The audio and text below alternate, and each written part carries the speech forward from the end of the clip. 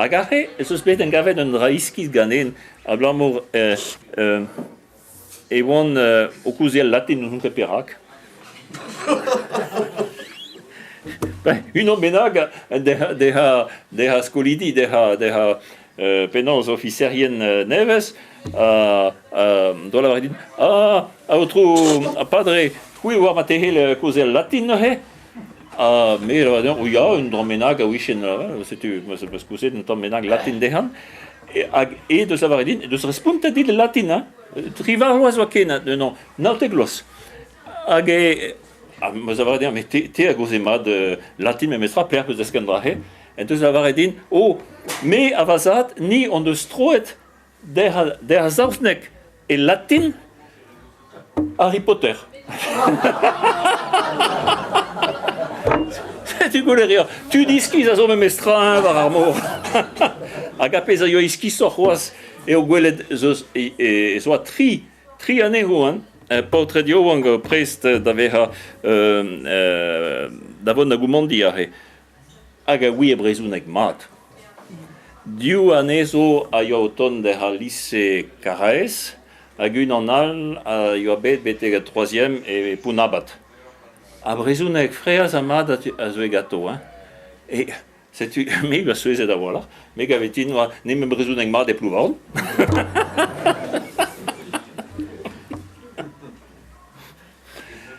Setu graet an droioù-se a gout eze kaset gant notre UNESCO en armée en Tahiti.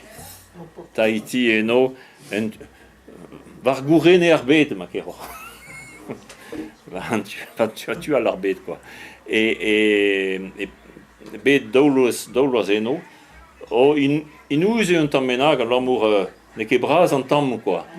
Tahiti a tout en inizi a zo en dro a ram a tehe braz der a leon du man quoi. Ne ket kaj a dra, hein. Se tu peus graet an dro. Non, oh là là, eno an Tahitian, a Mangarevian, a Marquisian, a penaz tu a Motuan.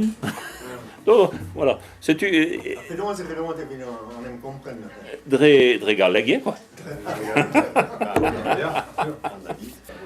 C'est tu en gavet échu eno doulasso, ya vraiment ya, quasiment doulasso. En gavet eno ad matehe